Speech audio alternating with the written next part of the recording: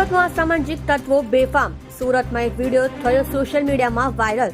એક ઇસમ સાયકલ ચાલક પાસેથી બળજબરીપૂર્વક વસ્તુ કઢાવતો હોવાનો વિડીયો વાયરલ વિડીયો લિંબાયતનો હોવાનું અનુમાન.